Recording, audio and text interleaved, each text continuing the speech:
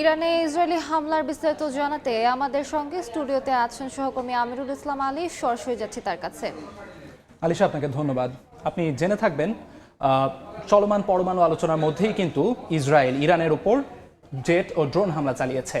এবং শুধু ইরানের কথা যদি আমি বলি, ইরানের পারমাণবিক এবং সামরিক স্থাপনা লক্ষ্য করে, বলতে গেলে তাদের পারমাণবিক এবং সামরিক মস্তিষ্ককে অকার্যকর করে দিতে প্রয়োজনীয় যা যা পদক্ষেপ ছিল ইসরায়েল কিন্তু তাই নিয়েছে। এবং একই সাথে তেহরান, ইস্পাহান, নাতো সব বেশ কিছু জায়গায় 11টি জায়গায় তারা হামলা চালিয়েছে এবং সামরিক এবং পারমাণবিক স্থাপনাগুলো লক্ষ্য করে। এই পরমাণু আলোচনার মধ্যে তাদের যে এই আক্রমণ, সেই আক্রমণকে তারা বলছে, ইসরায়েলের নেতানিয়াহু বলছেন যে তিনি চান না ইরান কোনোভাবেই পারমাণবিক সক্ষমতা অর্জন করুক। তো এই লক্ষ্যে তারা এভাবে হামলা চালিয়ে পারমাণবিক যত ভিত্তি আছে সেগুলোকে নড়বড়ে করে দেওয়া বা কার্যত ধ্বংস করে দেওয়ার চেষ্টা চালিয়ে গেছে। স্থানীয় সময় ভোর রাত 4টায় এই ঘটনাটি ঘটেছে এবং ইরানও কিন্তু পাল্টা আক্রমণ চালিয়েছে। এবং সবচেয়ে ভয়ানক যে বিষয়টি সেটি হচ্ছে মোসাদ তাদের সক্ষমতায়, অর্থাৎ মোসাদের কর্মদক্ষতায় তারা কিন্তু ইরানের বিমান প্রতিরক্ষা ব্যবস্থাকে পুরোপুরি অকার্যকর করে দিয়েছে, যার কারণে হামলাটি কিন্তু আরও ভয়াবহভাবে আক্রমণ চালাতে সক্ষম হয়েছে। আপনি জেনে থাকবেন যে নেতানিয়াহুর পক্ষ থেকে দাবি করা হয়েছে যে ইউরেনিয়াম মজুত করেছে ইরান, যা দিয়ে 15টি পারমাণবিক বোমা প্রস্তুত করা সম্ভব, এবং 20,000 ক্ষেপণাস্ত্র তৈরির পরিকল্পনা করছে ইরান, এমন কথাও কিন্তু নেতানিয়াহুর পক্ষ থেকে দাবি করা হয়েছে। এবং সেই পরিকল্পনাগুলো ভণ্ডুল করে দিতেই মূলত তারা হামলা চালিয়েছে, এমনটি দাবি তাদের। এখন এর পরিপ্রেক্ষিতে পাল্টা হুঁশিয়ারি কিন্তু দিয়েছে আয়াতুল্লাহ আলী খামেনি। তিনি বলেছেন ইরানের যে সক্ষমতা তার পরিপূর্ণ রূপ যদি দেখে, ইসরায়েলের পক্ষ থেকে কঠিন বাস্তবতার মুখোমুখি হতে হবে ইসরায়েলকে, এমন হুঁশিয়ারি তিনি দিয়েছেন। কঠোর পরিণতির হুঁশিয়ারি দিয়েছেন তিনি নেতানিয়াহুকে। এক্স্যাক্টলি তাই। এবং এই জায়গায় সবচেয়ে বড় যে টার্নিং পয়েন্টটা আমরা উল্লেখ করতে পারি সেটি হচ্ছে যুক্তরাষ্ট্রের ভূমিকা। যুক্তরাষ্ট্রের ভূমিকা নিয়ে যদি আমি বলি, যুক্তরাষ্ট্র শুরুতে দাবি করেছিল তারা এ সম্পর্কে কিছু জানে না। পরবর্তীতে কিন্তু ডোনাল্ড ট্রাম্প পাল্টা দাবি করেছেন যে তিনি আগাম জানতেন এ ধরনের কোনো হামলা হতে যাচ্ছে। পাল্টাপাল্টি তিনি কিন্তু আবার হুঁশিয়ার করেছেন যে ইরান যদি কোনোভাবে যুক্তরাষ্ট্রের ওপর আক্রমণ চালাতে চায় কিংবা কোনোভাবে যুক্তরাষ্ট্রের দিকে নজর দেয়, তাহলে তার জন্য কঠিন পরিণতি অপেক্ষা করছে ইরানের জন্য।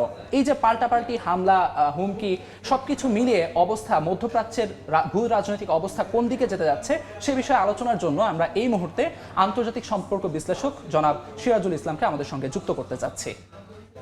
স্যার, আপনি কি শুনতে পাচ্ছেন আমাকে? জি, আমি শুনছি। আপনার কাছে আমরা সরাসরি যে বিষয়টি নিয়ে আলোকপাত করতে চাই সেটি হলো এই যে চলমান পরমাণু আলোচনা, তার মধ্যেই হঠাৎ করে আকস্মিকভাবে ইসরায়েল ইরানের ওপর যে হামলাটি চালালো, তার পুরোপুরি প্রভাবটা ঠিক কোন জায়গায় গিয়ে ঠেকবে বলে আপনি মনে করছেন? ধন্যবাদ আপনাকে। আমেরিকার সাথে যখন ইরানের পরমাণু আলোচনা চলছিল এবং সম্ভবত 6 দফা বৈঠক হয়েছে ওমানের রাজধানী মাস্কাটে, এবং ওমানের মধ্যস্থতায় মূলত আলোচনাগুলো ছিল পরোক্ষ আলোচনা, ইনডাইরেক্ট আলোচনা। ইরান এবং আমেরিকার কর্মকর্তারা সরাসরি কোনো আলোচনায় বসছিলেন না। ইরানের যে কথা সেগুলো ওমানের কর্মকর্তাদের কাছে বলছিলেন, এবার ওমানের কর্মকর্তারা আমেরিকার কর্মকর্তাদের কাছে বলছিলেন। আমেরিকার কর্মকর্তারা যা বলছিলেন সেগুলো আবার ওমানের কর্মকর্তারা ইরানি কর্মকর্তাদের কাছে পৌঁছে দিচ্ছিলেন। এইভাবে ইনডাইরেক্ট একটা আলোচনা চলছিল এবং 6 দফা আলোচনা হয়েছে। পরবর্তী আলোচনা আগামীকাল সম্ভবত শনিবার মনে হয় নির্ধারিত ছিল। তো এর ভিতরে ইসরায়েল ইরানে হামলা চালিয়ে বসলো এবং এই হামলাটা চালিয়েছে ইসরায়েল আমেরিকাকে বলে কয়ে। কিন্তু যতই ডোনাল্ড ট্রাম্প বলুক বা মার্কিন প্রশাসন বলুক, তারা জানে না ব্যাপারটা, তারা জানে। এবং ডোনাল্ড ট্রাম্প কিন্তু ব্যাপার বলেই ফেলেছেন যে বিষয়টা তিনি জানতেন, এবং মার্কিন কর্মকর্তাদের পক্ষ থেকে পরিষ্কার করেই বলা হচ্ছে যে ইসরায়েল আমেরিকাকে এই কথা বলে কনভিন্স করেছে যে ইসরায়েলের নিজের নিরাপত্তার স্বার্থে ইরানে হামলা চালানো জরুরি।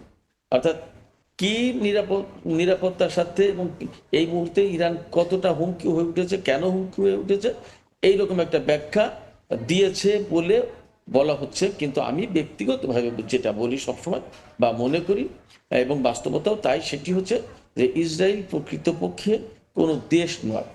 ইসরায়েল হচ্ছে আমেরিকার সিম্পলি একটা ঘাঁটি মধ্যপ্রাচ্যে।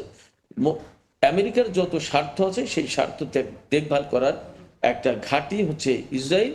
কিন্তু সরাসরি ঘাঁটি হিসেবে যদি আমরা এটিকে জেনেছি পরিচয় দেওয়া হতো। ইরানের পক্ষ থেকেও কিন্তু পাল্টা হুঁশিয়ারি করা হয়েছে যে কঠিন পরিণতি মুখোমুখি হতে হবে ইসরায়েলকে। তো এই জায়গায় ইরানের পদক্ষেপ কেমন হতে পারে এবং সেই পদক্ষেপকে কেন্দ্র করে মধ্যপ্রাচ্যের ভূ রাজনৈতিক পরিস্থিতি ঠিক কোন দিকে যেতে পারে? জি, আমি সেদিকেই যাচ্ছিলাম। তো ইসরায়েল যেহেতু আমেরিকার একটা ঘাঁটি, সেই ঘাঁটিকে রক্ষা করার দায় দায়িত্ব আমেরিকার ঘাড়েই, এটা আমরা মোটামুটি পরিষ্কার করতে পারি, বলতে পারি। এবং সেই কারণেই ইসরায়েলকে সব ধরনের সমর্থন তারা দিচ্ছে। তো এই যে বাস্তবতা, এই যে হামলা হলো, এখন ইরান, আমরা এরই মধ্যে খবর পেয়েছি যে কোথাও কোথাও আসছে যে 100 ড্রোন ছুড়েছে ইসরায়েলে, দেখে কোনো কোনো মিডিয়াতে দেখতে পাচ্ছি আমরা 200 ড্রোন দিয়ে হামলা চালিয়েছে কামিকাজে শাহেদ 136 এবং 129 এই দুই মডেলের ড্রোন দিয়ে হামলা চালিয়েছে। এবং এর পরবর্তীতে আমরা বিভিন্ন বিশ্লেষণ থেকে বা তথ্য পাচ্ছি যে এরপরে ইরান ব্যালিস্টিক ক্ষেপণাস্ত্র দিয়ে হামলা চালাতে পারে ইসরায়েলের উপরে, তারপরে হাইপারসনিক ক্ষেপণাস্ত্র দিয়ে হামলা চালাতে পারে। এবং এই সমস্ত হামলা হবে, এটা মোটামুটিভাবে নিশ্চিত এবং পরিষ্কার। ইরানের ধন্যবাদ, সর্বোচ্চ স্যার। নেতার আপনাকে পক্ষ থেকে অসংখ্য ধন্যবাদ। যেহেতু আপনার মূল্যবান হুঁশিয়ারি সময় দেওয়া হয়েছে যে আমাদেরকে দেওয়ার জন্য আপনাকে অসংখ্য ধন্যবাদ।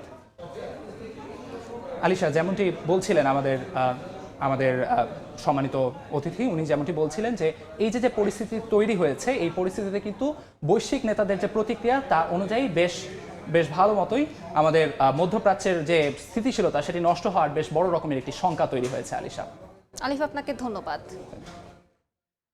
আমরা স্টুডিওতে আমাদের সাথে যুক্ত ছিলেন আলিফ। আমরা তার সাথে আলোচনা করছিলাম ইসরায়েল ইরানে হামলা করেছে এবং ইরানও পাল্টাপাল্টি হামলা করেছে ইসরায়েলের সে সম্পর্কে।